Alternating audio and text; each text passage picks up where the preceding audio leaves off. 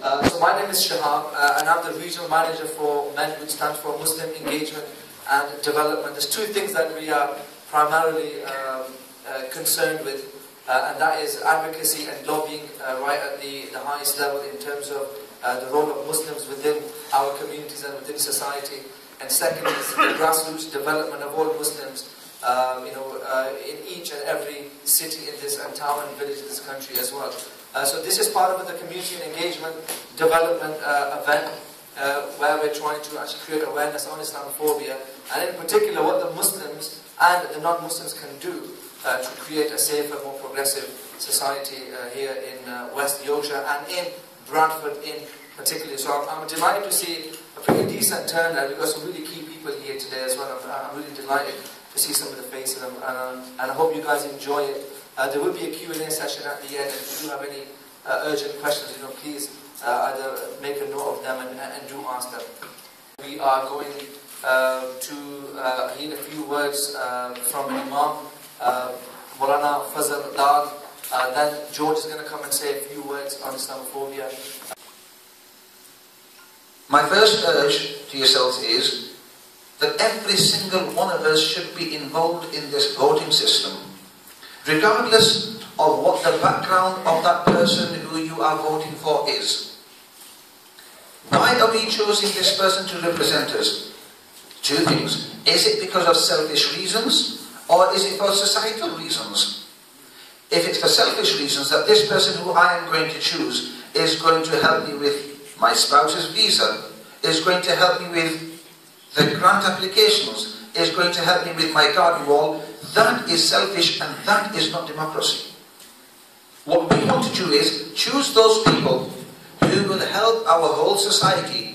More importantly, in this case, the Muslim community.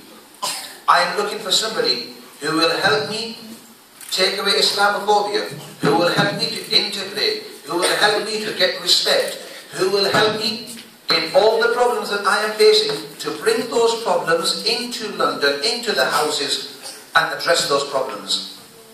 Now I understand that there will be times, and here's a question that many people will come up with, is if we were to choose one MP or one member of parliament or one person, how can that person make a difference in the house where there's almost 350 plus people? That one person may not be able to make a difference. And the answer to that is, sometimes people have passions for what you say. People understand what you say, but in those 350 odd seats, nobody is willing to stand up and say what you want to say. Say what you feel. Say how you feel. And it just sometimes needs that one person to ignite the debate, and the debate picks up. The debate is brought into motion, and that's where principles are made according to what will be beneficial for you, what will be helpful for you. Point number two. When we are choosing those people who are going to represent us, previously, moreover in Bradford, it's been that I will choose somebody who is from my background, or I will choose somebody who is my friend, or I will choose somebody who speaks my language, or who is from my caste. Absolutely wrong. If that's going to be the way things are going, and if that's the way you're doing, you are playing a deceitful game to yourself and to the community. You want to choose the person who is going to best represent you in those houses, and who is going to speak about the issues, about those things that concern you and your society. You want those people who want to be fearless, and who is prepared to speak at the times when it needs to be spoken, rather than in the front of you at the times of elections, at the times of coming to you, speaking and telling you what you need to hear. And once the elections are over, they only want to please those people who they are close to and they do not want to talk about. These are the questions that we need to address. Firstly, choose the person who is the most appropriate and who will speak fearless about the issues that concern you. And secondly, regardless of background, regardless of friendship, regardless of who campaigns on your behalf, the most important person for you is the person who is going to speak about the issues concerning the Muslims. One of the great issues at the moment is the issue of Islamophobia, the media's attention, the media's heavyweight towards the negativity of the Muslim Ummah. Having said that, I'm really going to urge, as we have the scholars have been urging everybody to come out and take this vote, and that means brothers and sisters, men and women, approximately 50% of our vote, moreover in Bradford, is lost because many sisters, many mothers and many nieces are not being involved in this process. This is the time when we need to bring everybody about so that we can utilize our vote in the correct way. So point number 3, we need to get as much engagement as possible so that as many people as possible can come out and vote and utilize this vote. Why is it that only 47% of the people who are eligible to vote are coming out? Why is it that 100% cannot actually come out and vote and express what they feel is the right person and who they believe is the person that will stand and represent them? The nice thing about it is that those barriers that were previously in place, I can't come out because of certain reasons, because of cultural, religious, etc. reasons, those have been brought down. You can use different means of voting, and the politicians will give you all those. You can use different means of voting. Sitting at home, you can cast your vote and have yourself counted. In a nutshell, the point I'd like to bring to is firstly, let's see if we can have everybody voting. Engagement as much as possible. Point number 2, regardless of who the person is, in the sense of their background, their language, their caste, your friendship, the person that you are choosing is that person who will stand in front of those 250 plus people and speak the issues that you need them to address. It's fine at the time of election saying, I will do this for you. And forget about those arguments where we are Muslims and we'd like you to choose us. Those days have gone. It was those same people who would come to us and use this flimsy argument, and they're the ones that would buy the £600 chair to massage their backs. Only that we should say that. So let's see if we can get everybody involved in the voting system. We choose the right person.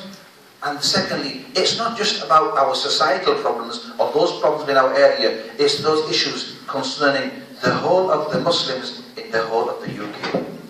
Wassalamu alaikum wa rahmatullahi wa barakatuh. That was Maulana Fazal. Hopefully he can go about changing the term Maulana, because a lot of Muslims don't even like to use the word Maulana, or it has a negative connotation anyway, but let's see if this is a start to that as well. So thank you very much, Maulana Fazal. That's absolutely fantastic. In terms of getting people involved within the realm of politics, getting people to vote and engaging is a must, and I'm sure George is going to come and say a few words on that as well. So the next guest, I don't think he needs an introduction. Let's just all invite Mr. George Galloway.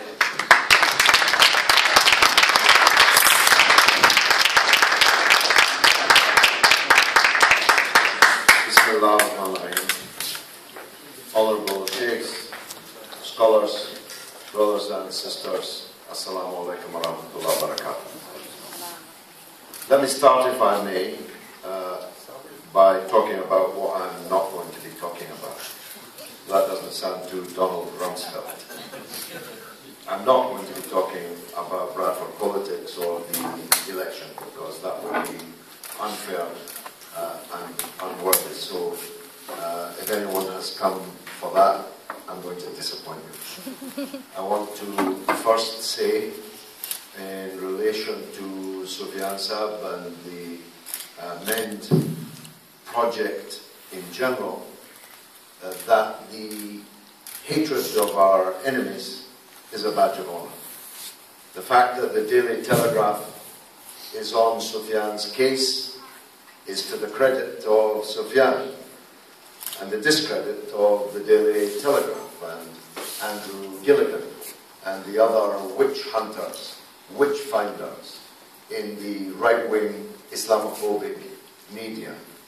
And it's a sign that this organization, which is an outstanding example of the pursuit of engagement in the democratic process, in civic life, in Britain, it's an outstanding example of what needs to be done. right down to the quality of their literature, the skill with which they lobby and press the case for engagement, positive engagement, and against other negative attempts that have been made, richly funded by the British government and others, and which have now thoroughly failed. MEND is an outstanding example of what needs to be done and what can be done. And its professionalism is the key. You see, the victory of ideals, said Keir Hardie, the Labour movement founder, here in Bradford, 100 or more years ago. The victory of ideals must be organised. It's not enough just to have the ideals. It's not enough even just to proselytise for the ideas. What must be done is that the ideals must be proselytised for professionally, by which I mean in a palatable, manageable form, one that is in keeping with the society in which the materials in the campaign are being used and the campaign is being waged, one that can reach all kinds of people, not just older people, who are already, by and large, fully aware of the political challenges that the community faces, but all of the community. And as you've just heard from Maulana Sahib, including the women. As Jinnah, I think, said, I paraphrase him, a society which leaves out the women from the equation is cutting off half of itself, cutting off its arm, its right arm, and that's simply foolish. It is a paraphrase, but it's one that is recognizable today. We all know it. Indeed, a look around the audience shows it. There are very few women here, so we have much work to do in that regard. Now let me, having said what I'm not going to be talking about, get on to what I am. The fact is that for the Ummah throughout the world, these are very difficult times. Dictatorship, whether kings or presidents, prevails over most of the Muslim world. An Arab Spring that we thought, prayed, hoped would lead to dramatic and democratic change, bringing representative government to people who in many cases had never had it, has turned bitter and sour and is in many cases turned into ash in our mouths. In Egypt, a president was elected, arguably the first time that any president was ever freely elected in Egypt, and he was not allowed to last 12 months. He made many mistakes. All presidents do. His mistakes are exaggerated, but in any case cannot possibly be a justification for a military coup d'etat, which is then promptly recognized by all the countries that are never done telling us how democratic they are. Even Tony Blair flew there to do a bit of business, no doubt. He does a bit of business everywhere. But he did it to provide an imprimatur of respectability, I know that's hard to believe, to a military overthrow of an elected president, thus discrediting the idea of democratic change in Muslim countries, leading many of the public to say, well, if that's what happens when you do have a revolution and you do bring in democracy, what's the point? Well, as Mr. Churchill said,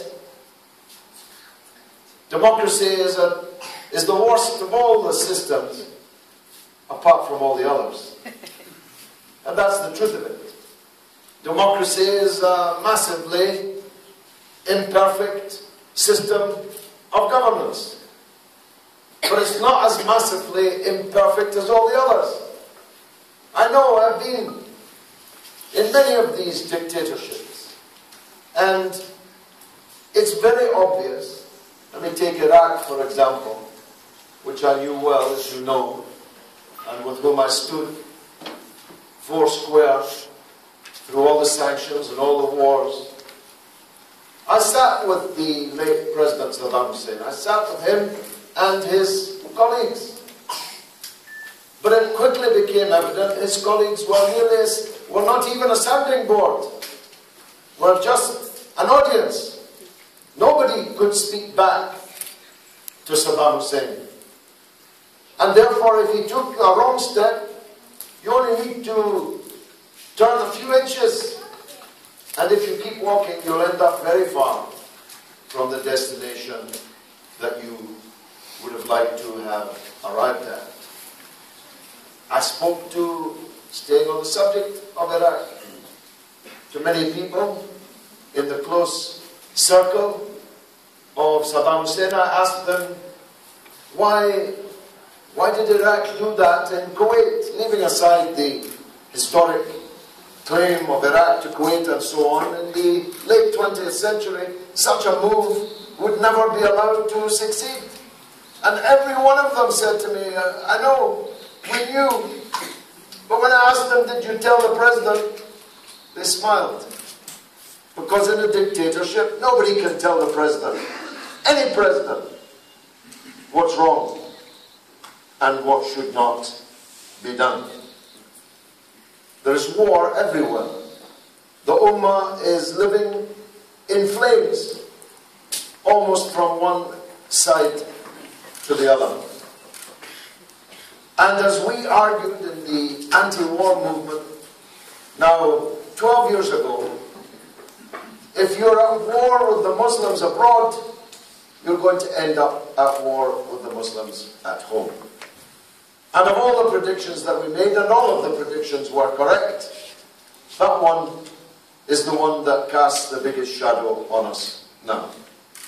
Because the reality is that the state and the media, which is an echo chamber of the state, is in a state of non-violent war against the Muslims.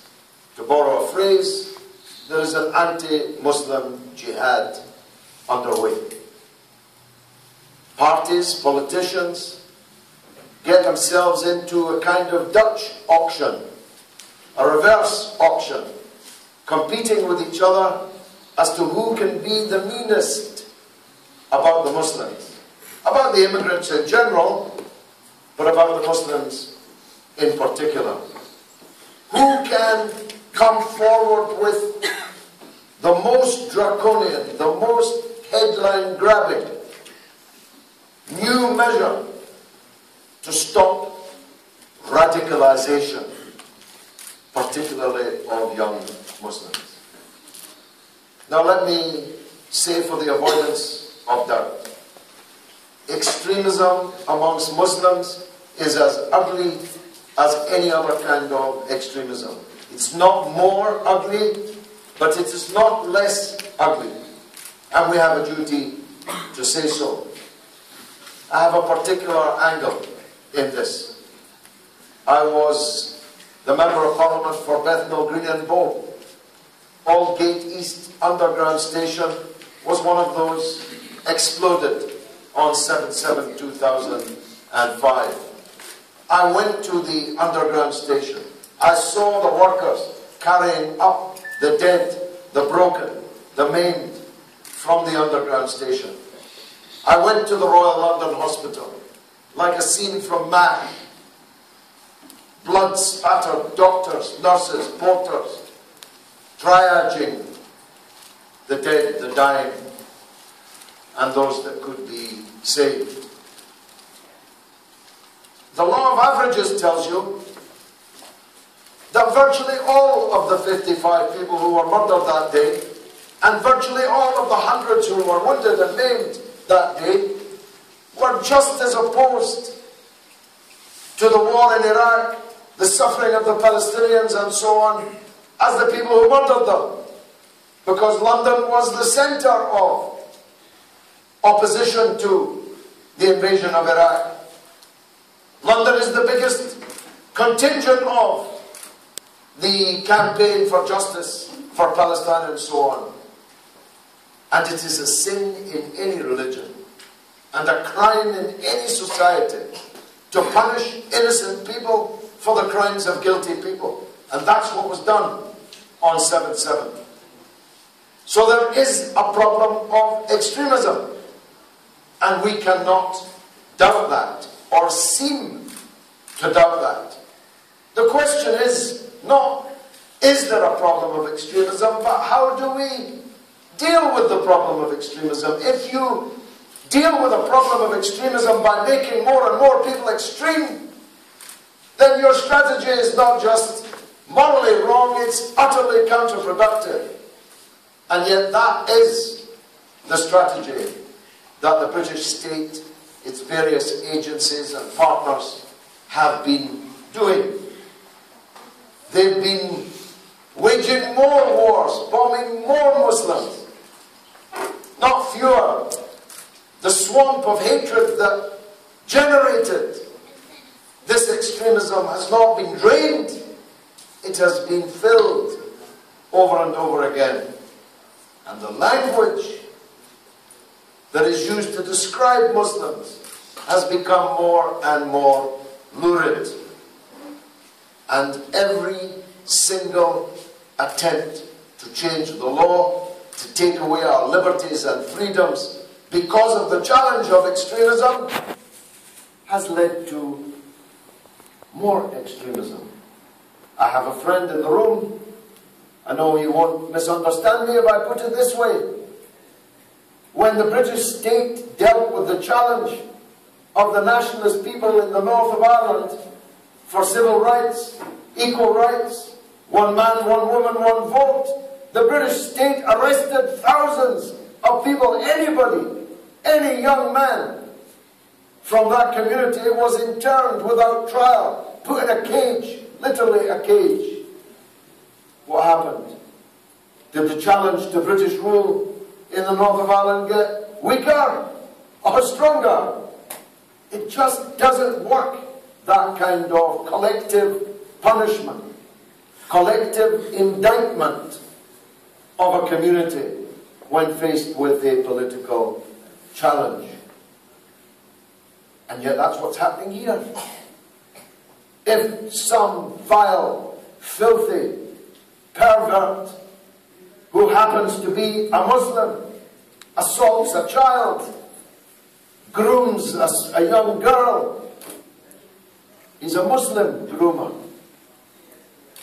But Jimmy Savile is never described as a Catholic groomer. Sir Cyril Smith is never described as a Protestant groomer. They're just wicked men. Just like any Muslim who commits that crime is a wicked man. Islam has nothing to do with it. Yet the London Times ran a headline not 4 weeks ago about an inquiry, a report on Muslim grooming on the front page of the main national newspaper. When of course the very idea that these two words should be put next to each other is patently absurd and a double standard. Similarly, when a Christian man in Norway murders scores of children, he's not described as a Christian mass murderer. He's not described as a Christian terrorist. He's just a mass murderer and a terrorist. And the same surely is true of Muslims, young Muslims, who are involved in acts of terrorism or plots that would lead to, if unchecked, acts of terrorism. This language is alienating more and more in the community and growing more extremists. So it must stop. We must challenge it. MEND is challenging it. Because if it's not challenged, the problem we have now can only become larger. So what do we do instead? Well, first of all, let me deal with this nonsensical idea that Muslims shouldn't vote, that somehow it's haram to vote. This is patently absurd in a society that is governed by the people who win the elections. In fact, there is no section, I can say without fear of contradiction, there is no section of the British population with a greater interest in what happens at the voting than the Muslims. Because if certain politicians get in, they'll have a mandate to do all kinds of things which will be against the interests of the Muslims. If the good people don't vote, all the others do. If good people don't stand, others do. And they will decide. And the politicians they choose will decide what happens in the state in the years that lie ahead. I don't think I have to labor that point. If you live in a society where there's elected governments, it's not just your duty to vote, it's in your clear interest to vote, however you decide to cast that vote. But we have to do more than just vote. We have to engage. Now, I don't want to dwell on private grief, especially as I'm being recorded. But what happened to Majid Nawaz at the weekend, you'd have to have a heart of stone not to laugh, marks the end, in my view, of a period of seeking to engage with the Muslim community by hiring renegades who don't represent anything in the Muslim community, giving them hundreds of thousands of pounds. In their case, more than £1 million. They still have a lot of money coming in. It's not coming now from the government. I don't know where it's coming from. But I don't think they'll be getting it for very much longer because their franchise ended in a strippers club in the East End of London, against which I campaigned when I was the MP for that very constituency, as the record will show. We need to say to the government, MEND needs to say to the government, there's no point in trying to check extremism by hiring renegades or looking for stooges, because if they are renegades, if they are stooges, nobody in the Muslim community will listen to them, and therefore your agenda will fall on stony ground. It's not a question of whether you like Brother Sufyan or you prefer Brother Majid. If your point is to stop the growth of extremism, you better go to the guy that's credible, that has integrity, and can hope to persuade young people not to go onto the rocks of separatism, extremism, and violence. And that's what we need to be saying to the state. We need to be saying to the media, not much chance with Murdoch and the other private owners, but the BBC is owned by us, paid by us. Well, not by me, because I refused to pay since last summer as a result of their coverage of Gaza, but that's another matter. You're probably all paying. And if we're paying, we have a right to a say on what the tune is that's being called. And we have to be in a position to credibly lobby the broadcasting organizations, all other kinds of civil society, the political structures, the politicians, with what needs to be done. So, in conclusion, be engaged. Insist upon your dignity. Don't be anybody's stooge. Don't follow renegades. If we are equal to every other member of this society, a point on which we insist, we have as much right to speak the way I'm speaking now as any other person does. Without our mosques being closed down, without our people being hunted in the Daily Telegraph, smeared and libelled at every turn. At the same time, we commit ourselves to an ongoing, democratic, peaceful, non-violent participation in British society by the British Muslims, because that's in our interest and in the interest of all the community that we should do so. But we will do so as equals. Wassalamu alaikum. Thank you very much.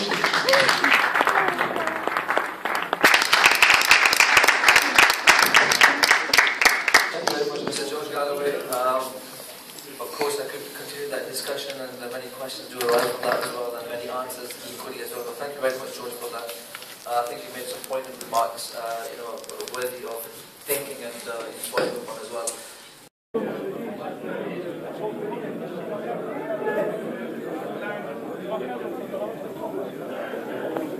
That's great. Thank you. Ready?